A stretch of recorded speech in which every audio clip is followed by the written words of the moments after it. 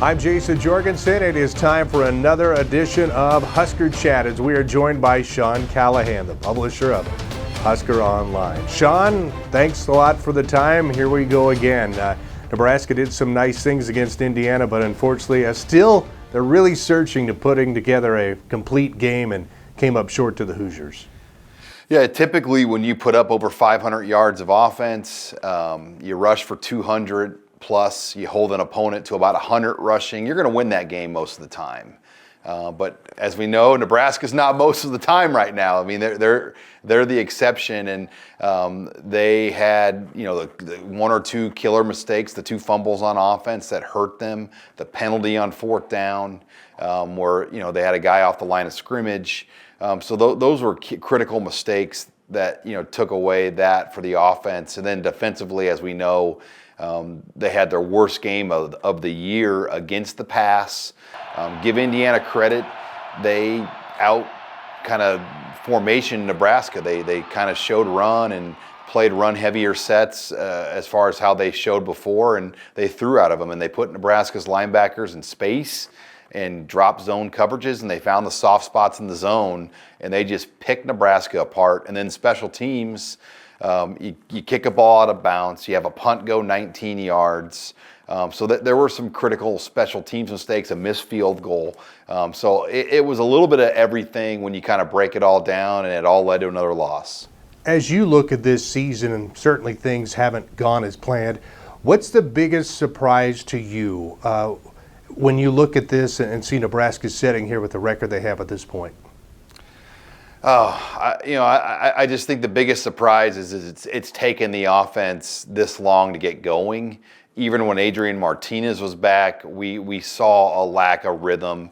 I do think, though, since they've switched more to Wan'Dale Robinson as the featured guy over, say, a Maurice Washington, that's when they've looked their best. Illinois, and then the other day, obviously, against Indiana, we saw them productivity-wise have their best days of the season. So I think Wan'Dale has been a bright spot that's brought things up another level. But I think the biggest thing, Jayson, is some of the holes and deficiencies that we knew were on this team are even bigger than we thought, whether it was the linebacker and pass rushing questions that we had, some of the offensive line issues as well, replacing some starters, and then even at receiver. I think we just took for granted guys could just step in and run this offense, and it's not been that easy as far as the wide receiver position goes.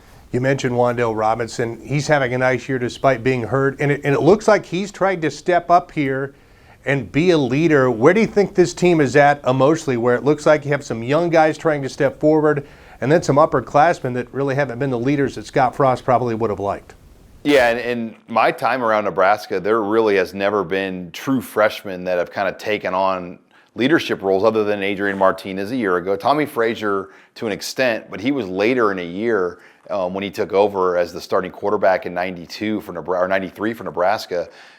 So it's different with Wan'Dale because this team has so many young guys on it and a lack of veterans. And the veterans that are on the team, very few of them are standout level players.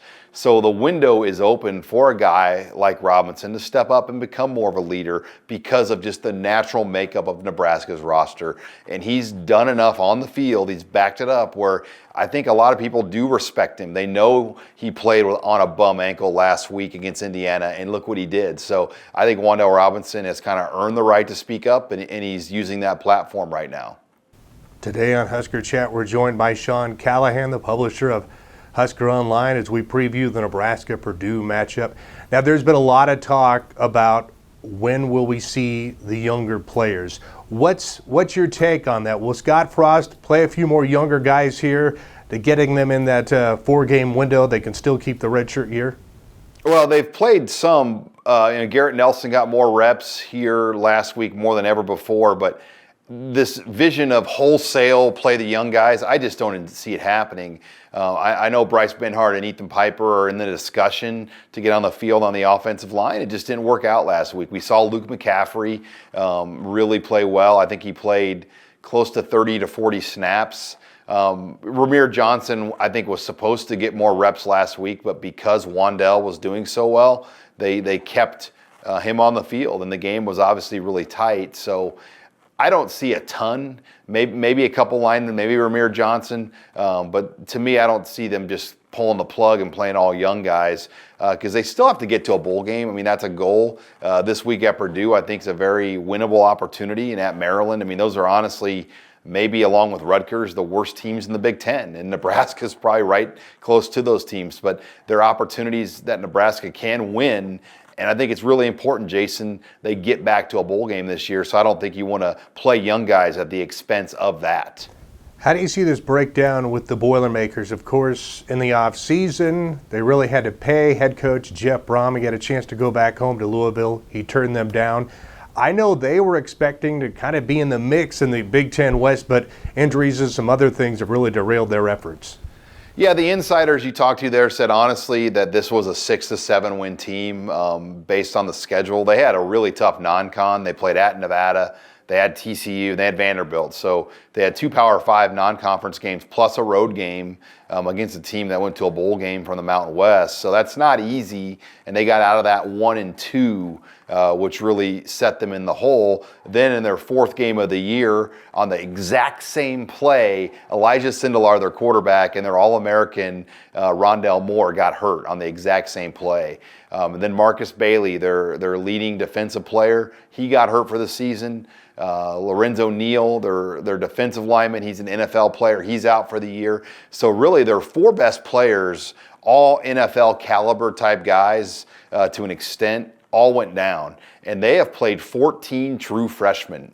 They've got a quarterback, Jack Plummer out of Arizona. No relation to Jake Plummer. I know it's easy to connect the dots there, but he stepped in and he's not played really well. So this is a team, Jayson, that struggles to run the football. They are second to last in college football right now in running the football. So you don't expect the Boilermakers to run it much Saturday. They're going to try to throw. Nebraska better have a better game plan than how they defended the pass a week ago against Indiana. Do you see that as the biggest key then for Nebraska coming into this one?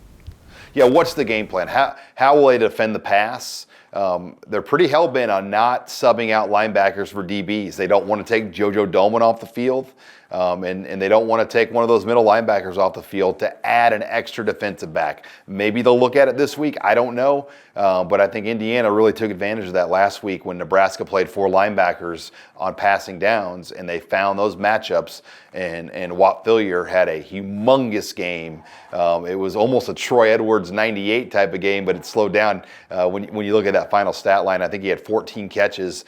I don't see Purdue having anybody like that. They've got a very good tight end, though, and Bryson Hopkins, and then a very good freshman receiver, a 4-star kid that's been doing some things for the air. So Nebraska will be challenged this week in the passing game, and they have to have a better plan. All right, we'll see how it goes on Saturday morning. You have a safe trip. Thank you, Jayson. You bet. That was Sean Callahan, the publisher of Husker Online. His comments as Nebraska tries to get back on track this weekend as they take on Purdue. For Husker Chat, I'm Jayson Jorgensen. Hi, this is Jayson Jorgensen, Sports Director at KRVN. Thanks for watching our YouTube video. Keep up to date with everything we have going on with our sports coverage. You can find that, and we'd love to have you subscribe to our channel. Just hit the little red button in the right corner.